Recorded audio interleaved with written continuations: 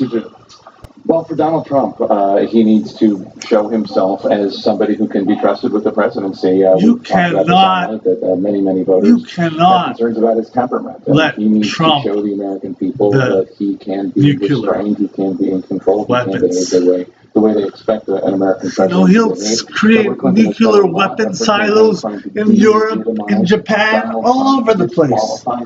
So idiotic. Continue to do that tonight, and that will probably break her primary. Hello, Mom. And they're going to be on camera. This is 90 minutes. That's my mama. I love you. Trump is speaking. I'm with my mom. With Hillary Clinton and vice versa. Mom likes Hillary Clinton. I like Hillary Clinton. This is a Clinton house, right? Lots of facial expressions to make a point, to make a rant, to mock his opponents, to do all kinds of things. Let's see how mean this. How mean is Trump? Or practicing? He's trying to become asshole in chief. All right, the asshole in chief. He's coming in 2 minutes. It's gonna be great. He's gonna fire himself, like in a cannon or something like that. So the question is whether or not she wants that to come out.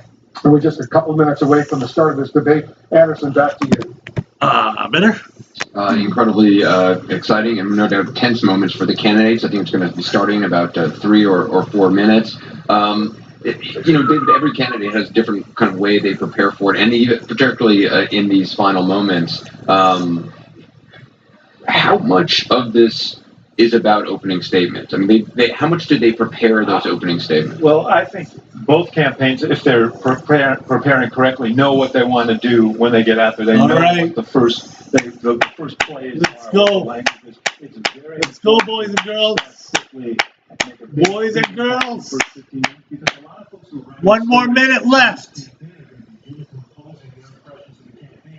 1 more minute left. All right. Are you ready for this? Are you ready for Clinton? Clinton versus Trump? Number one, Clinton. Number one. This debate. This debate will be crazy. Can you like your pillow now? It's good. We were glum. It's okay. 15 minutes in. So, the beginning is very, very important. I think they're each going to try and make a large impression right away. And whether it's Hillary Clinton challenging him on something like birtherism right away, or whether it's Donald Trump challenging her in her emails, as Kaylee was talking about, right away, they're going to play to their base, and then they're going to try and broaden it out, I would think. But I think you've got to do it immediately in this day and age. He needs to remember, primary season is over. That which brought him thus far cannot carry him all the way to the White House. It could, in fact, hurt him if he plays some of the same cards that were successful in that season. They both also have to be very well aware at this point of what voters they still need to reach. Exactly. There may be 6 to 15% of folks who are undecided. It's a very diverse group of people who are still undecided. Some of those are Romney Republicans. Some of those are Bernie Sanders supporters. So they've got to tailor their messages to that. I think one of the things that Hillary Clinton has often been good at in these debates is she brings some new fact about her opponent. She did that very often with Bernie Sanders on guns, on the auto bailout, often putting the other person back on their feet. She's got to do that tonight. I mean, her campaign has spent millions and millions doing that, but she's got to do it again. One thing I would look for is whether Donald Trump tries to introduce at the beginning of this some self-deprecating humor, which I think would be very, very smart, because people don't expect that of him. Do you expect that? Remember, one thing I think would be interesting is he really wants to make the status quo seem terrible, so he's going to say, what do you have to lose? If he goes there, she should go through the list. You could lose your job in a trade war started by this man. You could lose your life in a hot war started by this man. You could lose your status as a woman in the controversy started by this man. She's got to take away from him that he's the change agent. He's the chaos bringer, not the change agent. Let's remember that in this journey that we've all had. That's right, chaos. It's chaos. Lots of people like us. It's time for chaos. Let it roll. I'm going to destroy Trump. Trump is going to lose. I think that he could destroy the world, right? We have to stop him, right? Right. We're going to stop. Where's your fists? Fists! Okay, let's do this. All right, let's see some racism from Trump. Let's see some hating of religion or something like that. Or maybe some homosexual hatred or something like that. That's the Trump, right? Let's see. You know what? I'm Clinton. I'm a Democrat. But let's see possibly if he's a good man, maybe. What pollsters say, but you can't. Where a number is, as there's always the first appearance, right? You know, the first things that came out of the Trump was bullshit. You know, he's a bullshitter, right? Absolute bullshitter. Okay. It's coming soon? I don't know. The debate is about to start. Yeah, but it's not starting. Why? I don't know what to do. I'm just waiting. Okay, maybe we have it now. Okay, debate begins momentarily. Good evening from Hofstra University in Hempstead, New York. I'm Lester Holt. Lester Holt. NBC Nightly News. I want to welcome you to the NBC first News anchor debate. The participants tonight are Donald Trump and Hillary Clinton. All right, Trump and Clinton. Clinton. Is sponsored by the Commission on Presidential Debates, a nonpartisan, nonprofit organization. The commission drafted tonight's format, and the rules have been agreed to by the campaigns. The 90-minute debate is divided into 6 segments, each 15 minutes long. We'll explore 3 topic areas tonight: achieving prosperity, America's direction, and securing America. At the start of each segment, I will ask the same lead-off question to both candidates, and they will each have up to 2 minutes to respond. From that point until the end of the segment, we'll have an open discussion. The questions are mine and have not been shared with the commission or the campaigns. The audience here in the room has agreed to remain silent so that we can focus on what the candidates are saying. I will invite you to applaud, however, at this moment as we welcome the candidates. Democratic nominee for President of the United States, Hillary Clinton, and Republican nominee for President of the next president, Hillary Clinton. Let's go, Hillary. Let's go. We're gonna see Trump's, his evil. Let's see the evil. Clinton's gonna come and kick his ass. Let's go, Clinton.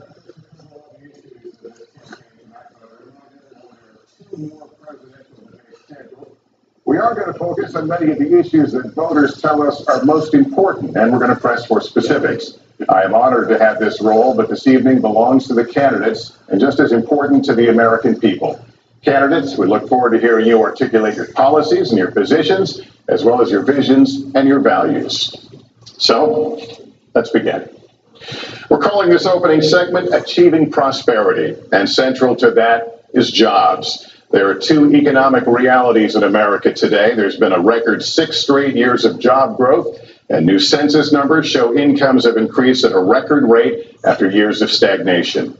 However, income inequality remains significant, and nearly half of Americans are living paycheck to paycheck.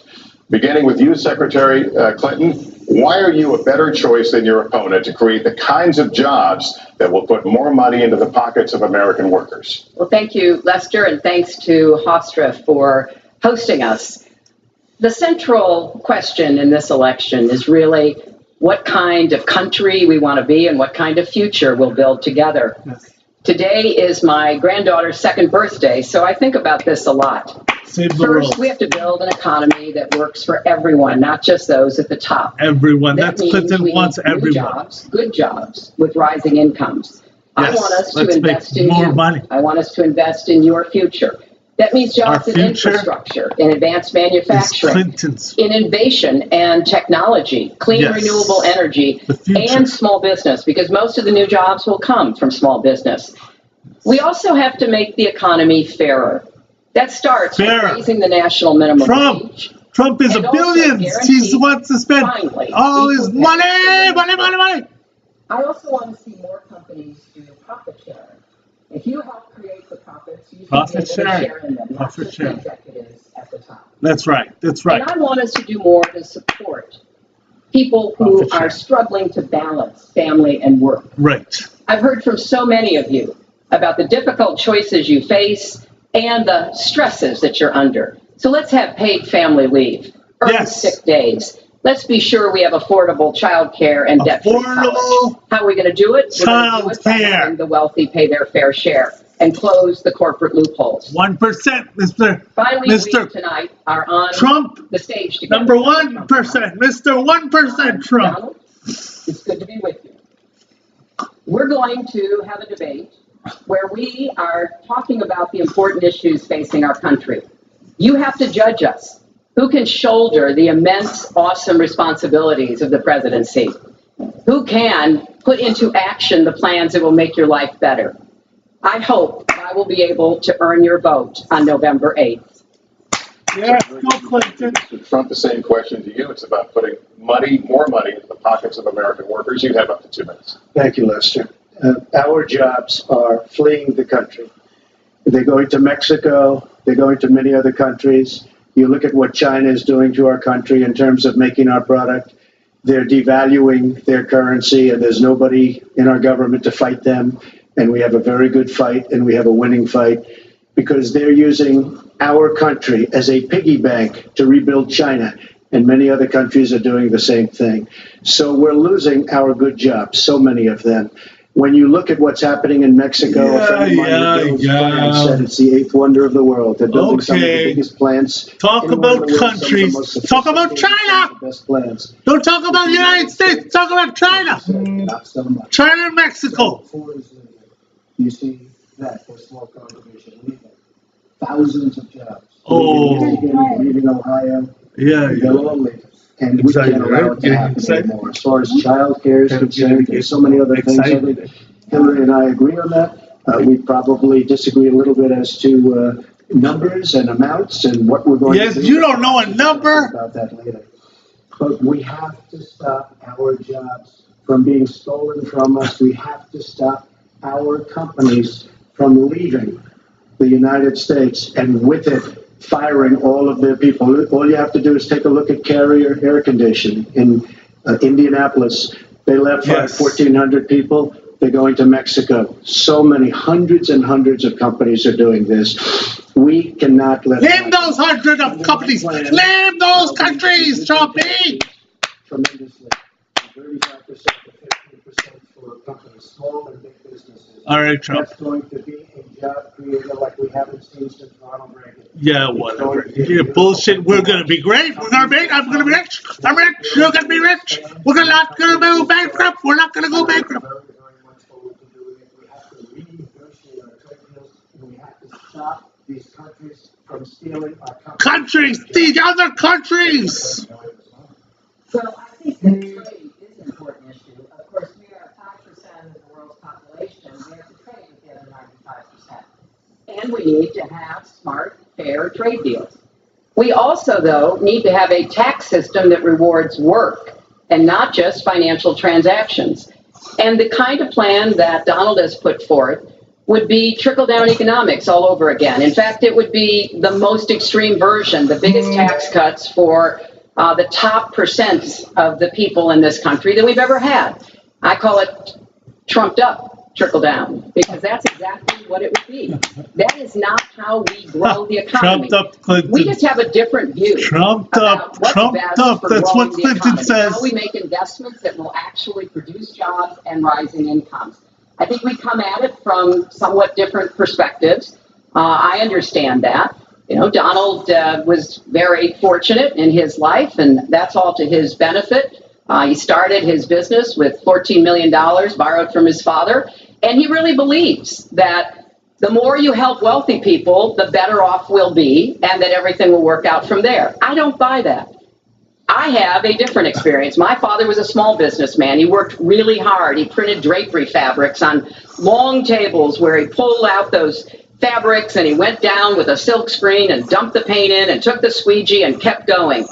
And so what I believe is the more we can do for the middle class, the more we can invest in you, your education, your skills, your future, the better we will be off and the better we'll grow. That's the kind of economy I want us to see again. Let me follow up with Mr. Trump if I can. You've talked about creating 25 million jobs, and you've promised to bring back millions of jobs for Americans. How are we going to bring back the industries that have left this country for cheaper labor overseas? How specifically are you going to tell American manufacturers that you have to come back? Well, for one thing, and before we start on that, my father gave me a very small loan in 1975, and I built it into a company that's worth many, many billions of dollars with some of the greatest assets in the world. And I say that only because that's the kind of thinking that our country needs. Our country's in deep trouble. We don't know what we're doing when it comes to devaluations, and all of these countries all over the world, especially China. They're the China. What they're doing to us is China, yeah. a very, very sad thing. Go back to China. We have to do that. We have to renegotiate our trade deals. Unless they're taking our jobs, they're giving incentives, they're doing things that, frankly, we don't do. Let me give you the example of Mexico. They have a VAT tax. We're in a different system. When we sell into Mexico, there's a tax. I want about jobs. 16%. Talk about making jobs, Trump. There's no tax. It's a defective agreement.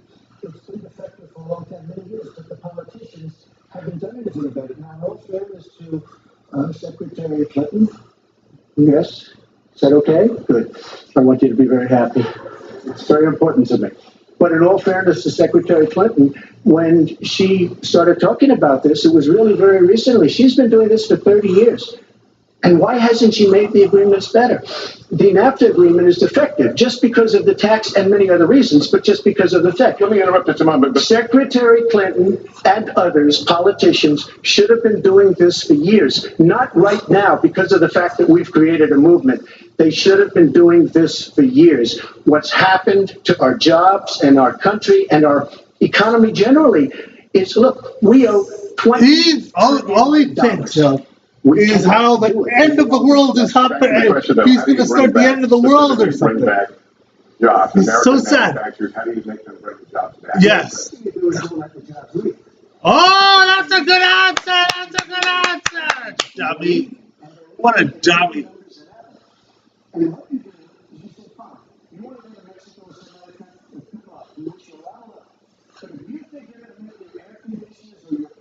Or your cookies or whatever you make, and bring them into our country without a tax, you're wrong. And once you say you're going to have to tax them coming in, and our politicians never do this, because they have special interests, and the special interests want those companies to leave, because in many cases they own the companies. So what I'm saying is we can stop them from leaving. We have to stop them from leaving, and that's a big, big factor. Let me let Secretary Clinton get Well, let's stop for a second and remember where we were 8 years ago. We had the worst financial crisis, the Great Recession, the worst since the 1930s.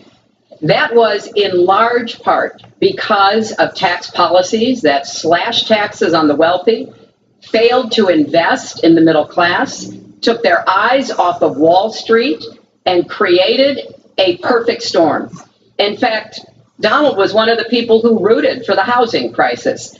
He said back in 2006, gee, I hope it does collapse because then I can go in and buy some and make some money. Well, it did collapse. That's called business, by the way. 9 million people. Business, I'll show you business. 5 million people lost their homes and $13 trillion he's a jerk. in family wealth was wiped out. This Trump now, is we a have jerk. come back from that abyss, and it has not been easy.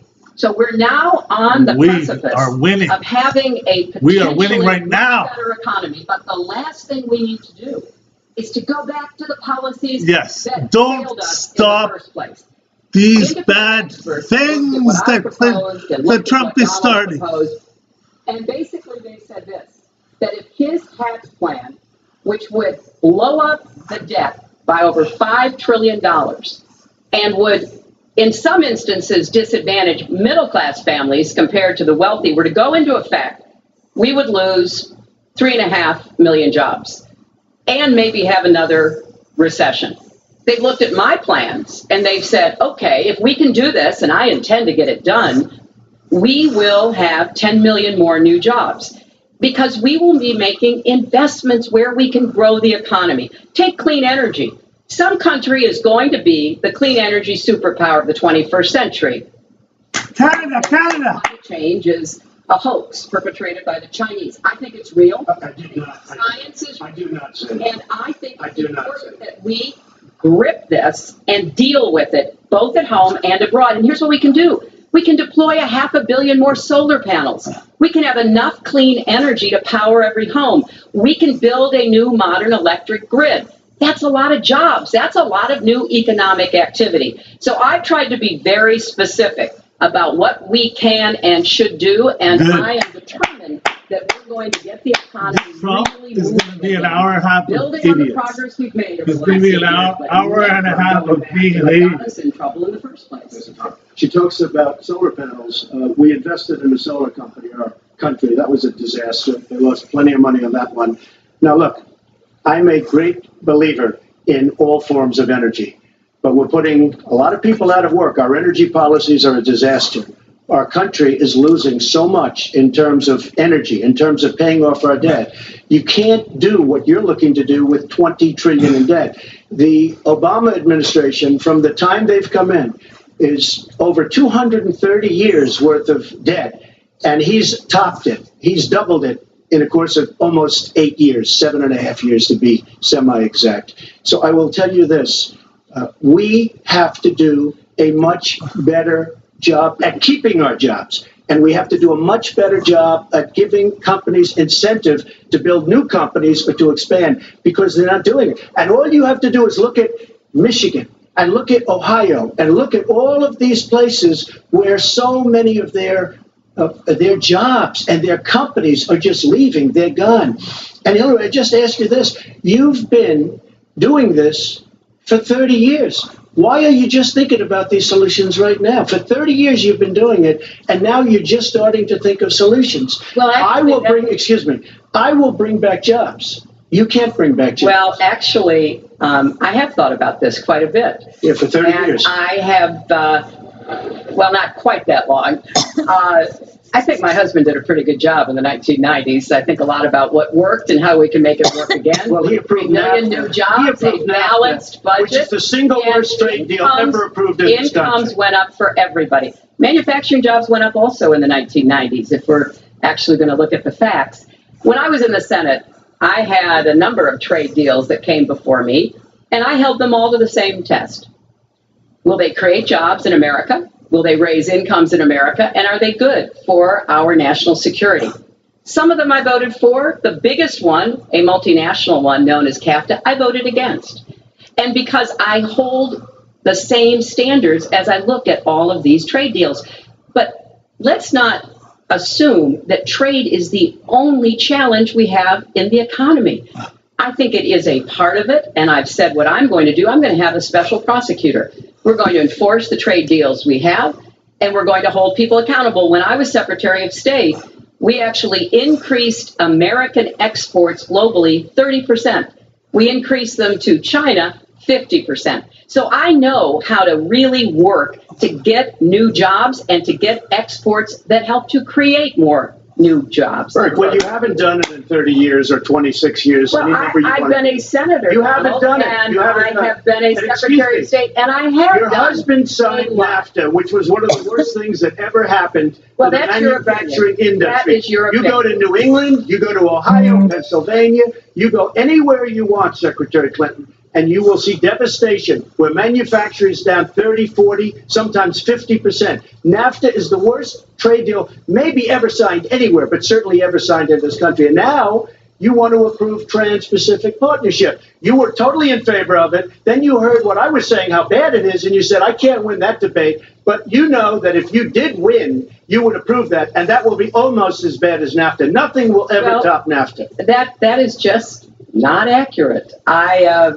was against it once it was finally negotiated and the terms were laid out. I wrote about that in... You called it the gold standard. Well, I hope... You called it the gold standard of trade deals. You said it's the finest deal you've ever seen. No. And then you heard what I said about it, and all of a sudden you were against it. Well, Donald, I know you live in your own reality, but that is not the facts. The facts are, I did say I hoped it would be a good deal, but when it was negotiated, which I was not responsible for, I concluded it wasn't. I wrote about that. So is it President Obama's fault? Is it President Obama's fault? Even announced. Look, there Secretary, are is it President Obama's fault? There are because he's pushing it. There are different views about what's good for our country, our economy, and our leadership in the world.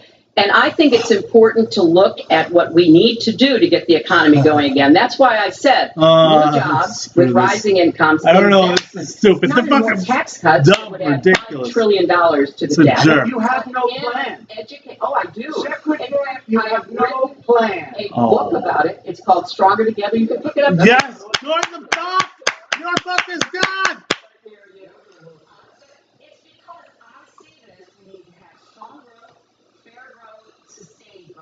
We also have to look at how we help families balance their responsibilities at home and their responsibilities at business. So we have a very robust set of plans, and people who have looked at both of our plans have concluded that mine would create 10 million jobs and yours would lose us 3.5 million jobs and explode. You are going to approve one of the biggest tax cuts in history. You are going to approve one of the biggest tax increases in history. You are going to drive business out. Your regulations are a disaster, and you're going to increase regulations all over the place. And by the way, my tax cut is the biggest since Ronald Reagan. I'm very proud of it. It will create tremendous numbers of new jobs. But regulations, you are going to regulate these businesses out of existence. When I go around, Lester, I tell you this, I've been all over. And when I go around, despite the tax cut, the things that business as in people like the most is the fact that I'm cutting regulation. You have regulations on top of regulations, and new companies cannot form, and old companies are going out of business. It's getting dark. Let's turn on the lights. Regulations and make them even worse. Light is up. Here comes the light. We'll learn about Donald. Donald is talking. End of story. Let me give you a I kind of assumed that there would be a lot of these charges and claims. And so we have taken the homepage of my website, HillaryClinton.com, and we've turned it into a fact checker. So if you want to see in real time what the facts are, please go and take a look. And take a look at mine also. Not add a penny to the debt, and your plans would add $5 trillion to the debt. What I have proposed would cut regulations and streamline them for small businesses. What I have proposed would be paid for by raising taxes on the wealthy because they have made all the gains in the economy. And I think it's time that the wealthy and corporations paid their fair share to support this. Well, you just opened the next segment. Well, look, can I just finish? I think I should. I'm going to you go to her website, and you take a look at her website. She's going to raise taxes $1.3 trillion. And look at her website. You know what? It's no different than this. She's telling us how to fight ISIS. Just go to her website. She tells you how to fight ISIS on her website. I don't think General Douglas MacArthur would like that too much. The next segment, we're continuing the subject of... Well, at least I have a plan to fight ISIS. No, you're telling the enemy everything you want to do. No, we're not. See, you're telling the enemy everything you want to do. No wonder you've been fighting ISIS your entire adult life. Go to the fact checkers. Get to work. You are unpacking a lot here, and we're still in the issue of achieving prosperity. And I want to talk about taxes. The fundamental difference between the two of you concerns the wealthy. Secretary Clinton, you're calling for a tax increase in the wealthiest Americans. You live all of ISIS. ISIS of my life. All of my ISIS.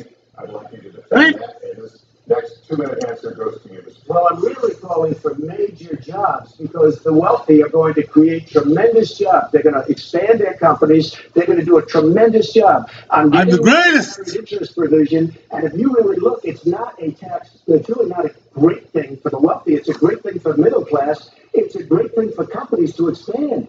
And when these people are going to put billions and billions of dollars into companies, and when they're going to bring $2.5 trillion back from overseas, where they can't bring the money back because politicians like Secretary Clinton won't allow them to bring the money back because the taxes are so onerous and the bureaucratic red tape. So what is so bad? So what they're doing is they're leaving our country, and they're, believe it or not, leaving because taxes are too high and because some of them have lots of money outside of our country. And instead of bringing it back and putting the money to work because they can't work out a deal to, and everybody agrees it should be brought back. Instead of that, they're leaving our country to get their money because they can't bring their money back into our country because of bureaucratic red tape, because they can't get together, because we have a president that can't sit them around the table and get them to approve something. And here's the thing.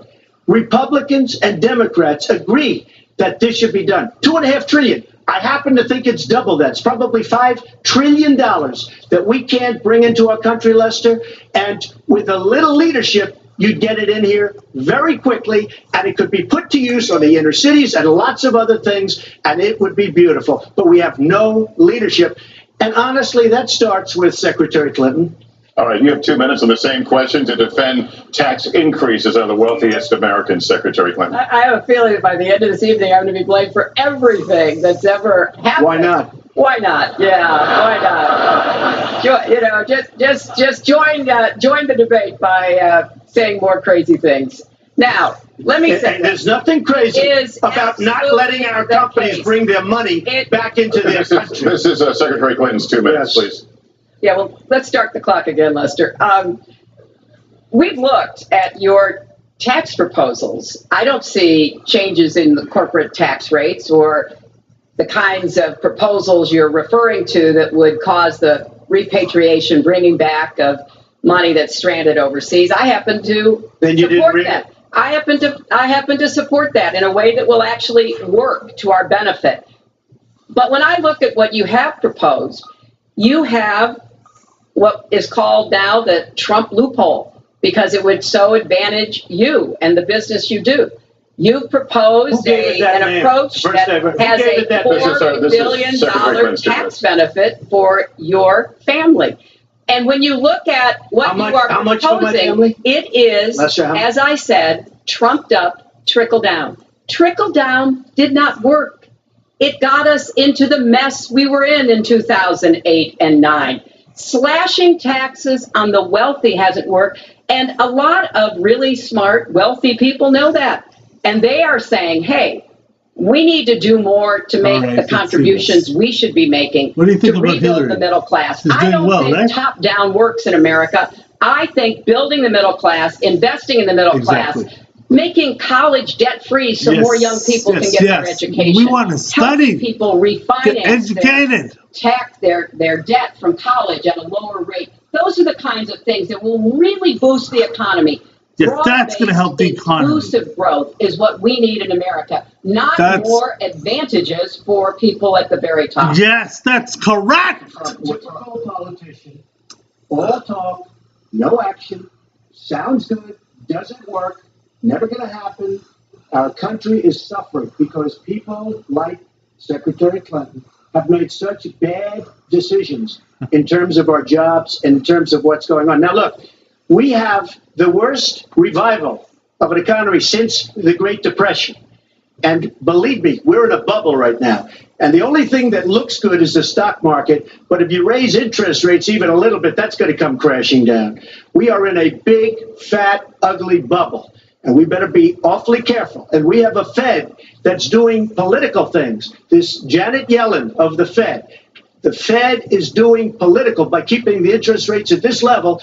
And believe me, the day Obama goes off and he leaves and he goes out to the golf course for the rest of his life to play golf, when they raise interest rates, you're going to see some very bad things happen because the Fed is not doing their job. The Fed is being more political than Secretary Clinton. Mr. Trump, we're talking about the burden that Americans have to pay, yet you have not released your tax returns. And the reason nominees have released their returns for decades is that voters will know if their potential president owes money to, who owes it to, and any business conflicts. Don't Americans have a right to know if there are any conflicts of interest? I don't mind releasing. I'm under a routine audit, and it'll be released. And as soon as the audit's finished, it'll be released. But you will learn more about Donald Trump by going down to the federal elections, where I filed a 104-page, essentially financial statement of sorts, the forms that they have. It shows income. In fact, the income, I just looked today, the income is filed at $694 million for this past year. $694 million. If you would have told me I was going to make that 15 or 20 years ago, I would have been very surprised. But that's the kind of thinking that our country needs. When we have a country that's doing so badly, that's being ripped off by every single country in the world, it's the kind of thinking that our country needs, because everybody, Lester, we have a trade deficit with all of the countries that we do business with of almost $800 billion a year. You know what that is? That means who's negotiating these trade deals? We have people that are political hacks negotiating our trade deals. The IRS has an audit of your taxes. You're perfectly free to release your taxes during an audit. And so the question, does the public's right to know outweigh your personal? Well, I told you, I will release them as soon as the audit. Look, I've been under audit almost for 15 years. I know a lot of wealthy people that have never been audited. I said, do you get audited? I get audited almost every year. And in a way, I should be complaining. I'm not even complaining. I don't mind it. It's almost become a way of life. I get audited by the IRS, but other people don't. I will say this. We have a situation in this country that has to be taken care of. I will release my tax returns against my lawyer's wishes. When she releases her 33,000 emails that have been deleted, as soon as she releases them, I will release my tax returns. And that's against my lawyers. They say, don't do it. I will tell you this. No, in fact, watching shows, reading the papers, almost every lawyer says, you don't release your returns until the audit's complete. When the audit's complete, I'll do it. But I would go against them if she releases her. So it's negotiable? It's not negotiable. No, let her release the email. Why did she delete 33,000? Well, I'll let her ask that, but let me just admonish the audience one more time. There was an agreement. We did ask you to be silent, so it would be helpful for us. Secretary Clinton. Well, I think you've just seen another example of bait and switch here. For 40 years, everyone running for president has released their tax returns. You can go and see nearly, I think, 39, 40 years of our tax returns, but everyone has done it. We know the IRS has made clear there is no prohibition on releasing it when you're under audit. So you've got to ask yourself, why won't he release his tax returns? And I think there may be a couple of reasons. First, maybe he's not as rich as he says he is. Second, maybe he's not as charitable as he claims to be. Third, we don't know all of his business dealings, but we have been told through investigative reporting that he owes about $650 million to Wall Street and foreign banks. Or maybe he doesn't want the American people, all of you watching tonight, to know that he's paid nothing in federal taxes, because the only years that anybody's ever seen were a couple of years when he had to turn them over to state authorities when he was trying to get a casino license, and they showed he didn't pay any federal income tax. So if he's paid zero, that means zero for troops, zero for vets, zero for schools or health. And I think probably he's not all that enthusiastic about having the rest of our country see what the real reasons are, because it must be something really important, even terrible, that he's trying to hide.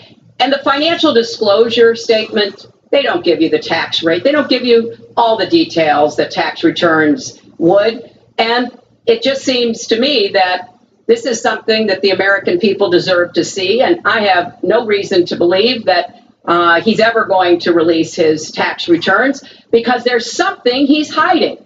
And we'll guess. We'll keep guessing at what it might be that he's hiding. But I think the question is, were he ever to get near the White House, what would be those conflicts? Who does he owe money to? Well, he owes you the answers to that, and he should provide them. He also raised the issue of your emails. Do you want to respond to that? I do. I made a mistake using a private email. That's for sure. And if I had to do it over again, I would obviously do it differently. But I'm not going to make any excuses. It was a mistake, and I take responsibility for that. Mr. Trump? That was more than a mistake. That was done purposely. Okay, that was not a mistake. That was done purposely. When you have your staff taking the Fifth Amendment, taking the Fifth, so they're not prosecuted. When you have the man that set up the illegal server taking the Fifth, I think it's disgraceful. And believe me, this country thinks it's disgraceful. It really thinks it's disgraceful also. As far as my tax returns, you don't learn that much from tax returns, that I can tell you. You learn a lot from financial disclosure. And you should go down and take a look at that. The other thing, I'm extremely underleveraged. The report that said 650, which, by the way, a lot of friends of mine that know my business said, boy, that's really not a lot of money. It's not a lot of money relative to what I had. The buildings that were in question, they said in the same report, which was, actually wasn't even a bad story, to be honest with you, but the buildings are worth $3.9 billion. And the 650 isn't even Trump on that, say but some it's lies, not 650, it's much That's less important. than that. But I could give you a list of banks. I would, if that would help you, I would give you a list of banks. These are very fine institutions, very fine banks. I could do that very quickly. I am very underleveraged. I have a great company. I have a tremendous income. Right, and the reason I say that is not in a braggadocious way. It's because it's about time that this country had somebody running it that has an idea about money.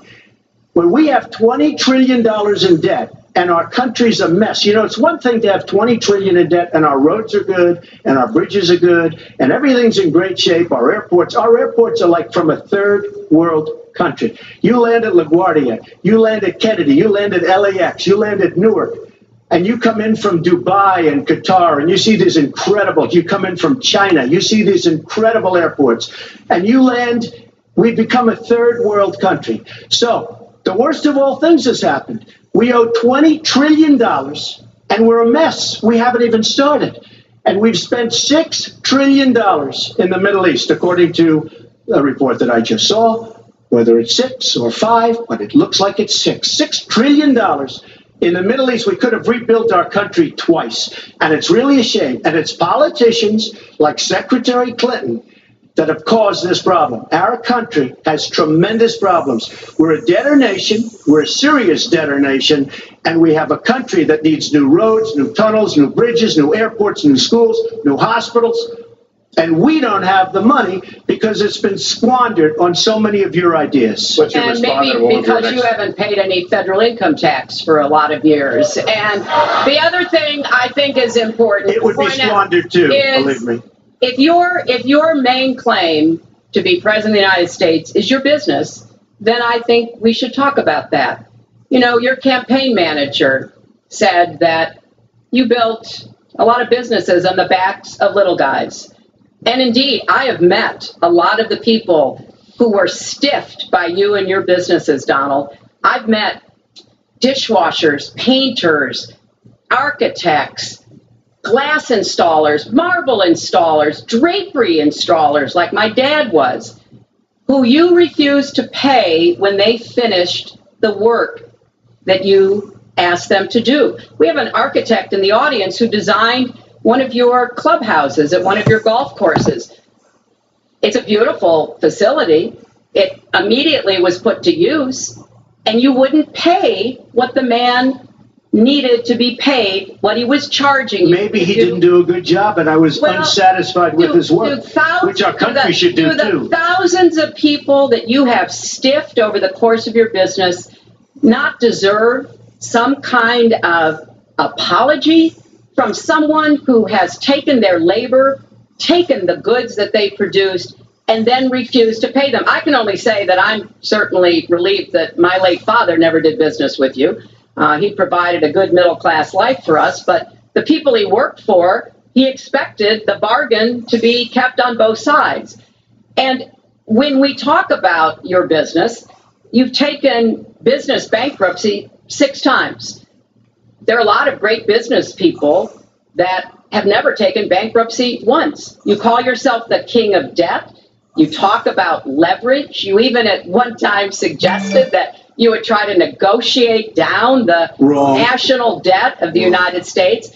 Well, sometimes there's not a direct transfer of skills from business to government, but sometimes what happened in business would be really bad for government. And we need to be very clear about that. Look, it's all words, it's all sound bites. I built an unbelievable company, some of the greatest assets anywhere in the world, real estate assets anywhere in the world, beyond the United States, in Europe, lots of different places. He's an idiot. An unbelievable company. But he's going to lose. On occasion, I know. I think he's an idiot. He's a dummy. Dummy. Secretary Clinton talks about people that didn't get paid. First of all, they didn't get paid a lot, but taking advantage of the laws of the nation. Now, if you want to change the laws, you've been there a long time, change the laws. But I take advantage of the laws of the nation because I'm running a company. My obligation right now is to do well for myself, my family, my employees, for my companies. And that's what I do. But what she doesn't say is the tens of thousands of people that are unbelievably happy and that love me. I'll give you an example. We're just opening up on Pennsylvania Avenue, right next to the White House. So if I don't get there one way, I'm going to get to Pennsylvania Avenue another. But we're opening the old post office. Under budget, ahead of schedule, saved tremendous money. I'm a year ahead of schedule. And that's what this country should be doing. We build roads and they cost 2 and 3 and 4 times what they're supposed to cost. We buy products for our military and they come at costs that are so far above what they were supposed to be because we don't have people that know what they're doing. When we look at the budget is bad to a large extent because we have people that have no idea as to what to do and how to buy. The Trump International is way under budget and way ahead of schedule. And we should be able to do that for our country. We're well behind schedule, so I want to move to our next segment. We move into our next segment talking about America's direction, and let's start by talking about race. The share of Americans who say race relations are bad in this country is the highest it's been in decades, much of it amplified by shootings of African Americans by police, as we've seen recently in Charlotte and Tulsa.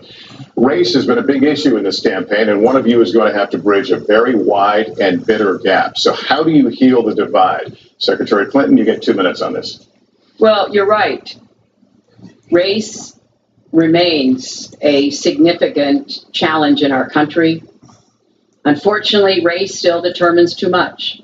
Often determines where people live, determines what kind of education in their public schools they can get, and yes, it determines how they're treated in the criminal justice system.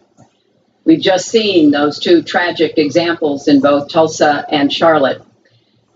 And we've got to do several things at the same time. We have to restore trust between communities and the police. We have to work to make sure that our police are using the best training, the best techniques, that they're well prepared to use force only when necessary. Everyone should be respected by the law, and everyone should respect the law. Right now, that's not the case in a lot of our neighborhoods.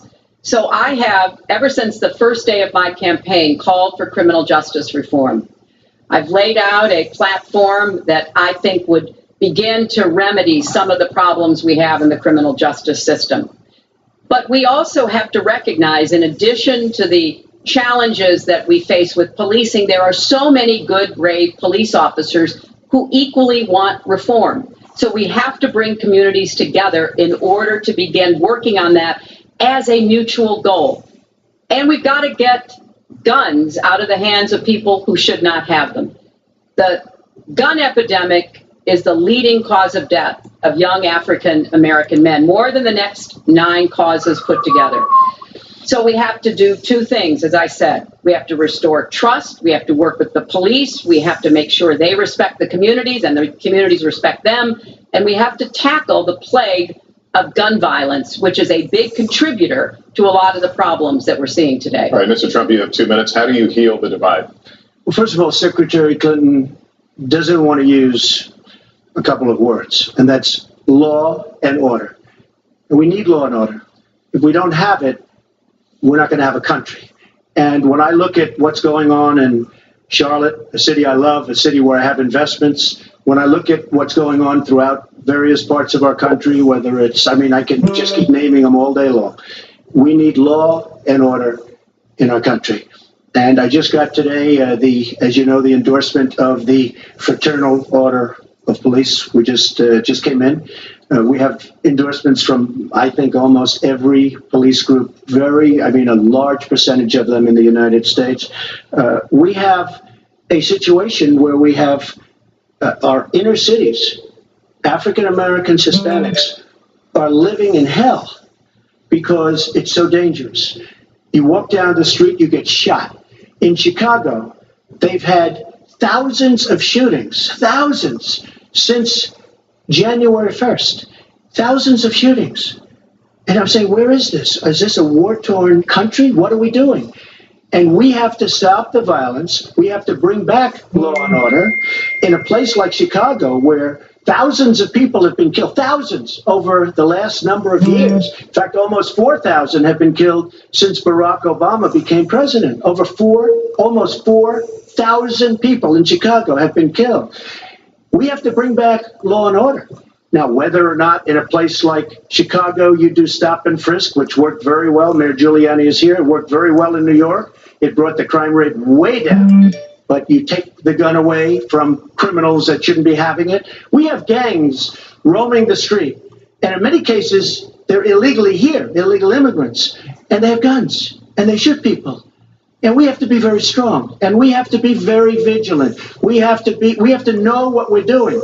Right now, our police, in many cases, are afraid to do anything. We have to protect our inner cities because African American communities are being decimated by crime. Your 2 minutes expired, but I do want to follow up. Stop and frisk was ruled unconstitutional in New York because it largely singled out Black and Hispanic young men. No, you're wrong.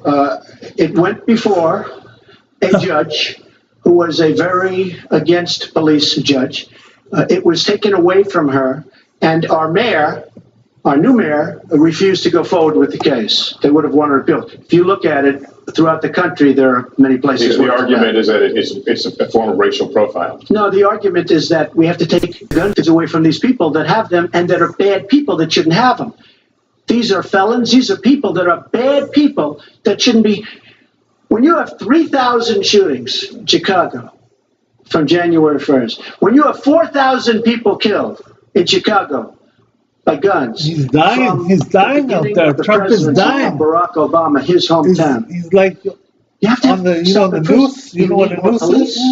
You need a better community relation. You don't have good community relations in Chicago. It's terrible. I have property there. It's terrible what's going on in Chicago. But when you look, and Chicago's not the only. You go to Ferguson. You go to so many different places. You need better relationships. I agree with Secretary Clinton on this. You need better relationships between the communities and the police because in some cases it's not good. But you look at Dallas where the relationships were really studied. The relationships were really a beautiful thing. And then 5 police officers were killed one night very violently. So there's some bad things going on, some really bad things. But we need law and order. And we need law and order in the inner cities. Because the people that are most affected by what's happening are African American and Hispanic people. And it's very unfair to them what our politicians are allowing to happen. Secretary. Well, I've heard Donald say this at his rallies, and it's really unfortunate that he paints such a dire negative picture of Black communities in our country. The vibrancy of the Black church, the Black businesses that employ so many people, the opportunities that so many families are working to provide for their kids. there's a lot that we should be proud of and we should be supporting and lifting up. But we do always have to make sure we keep people safe. There are the right ways of doing it, and then there are ways that are ineffective. Stop and frisk was found to be unconstitutional, and in part because it was ineffective. It did not do what it needed to do. Now, I believe in community policing, and in fact, violent crime is 1/2 of what it was in 1991. Property crime is down 40%. We just don't want to see it creep back up. We've had 25 years of very good cooperation, but there were some problems, some unintended consequences. Too many young African American and Latino men ended up in jail for nonviolent offenses, and it's just a fact that if you're a young African American man and you do the same thing as a young white man, you are more likely to be arrested, charged, convicted, and incarcerated. So we've got to address the systemic racism in our criminal justice system. We cannot just say law and order. We have to say we have to come forward with a plan that is going to divert people from the criminal justice system, deal with mandatory minimum sentences, which have put too many people away for too long for doing too little. We need to have more second chance programs. I'm glad that we're ending private prisons in the federal system. I want to see them ended in the state system. You shouldn't have a profit motivation to fill prison cells with young Americans. So there are some positive ways we can work on this. And I believe strongly that common sense gun safety measures would assist us right now. And this is something Donald has supported along with the gun lobby. Right now, we've got too many military-style weapons on the streets. In a lot of places, our police are outgunned. We need comprehensive background checks, and we need to keep guns out of the hands of those who will do harm. And we finally need to pass a prohibition on anyone who's on the terrorist watch list from being able to buy a gun in our country. If you're too dangerous to fly, you are too dangerous to buy a gun. So there are things we can do, and we ought to do it in a bipartisan way. Secretary, last week you said we've got to do everything possible to improve policing, to go right at implicit bias. Do you believe that police are implicitly biased against black people? Lester, I think implicit bias is a problem for everyone, not just police.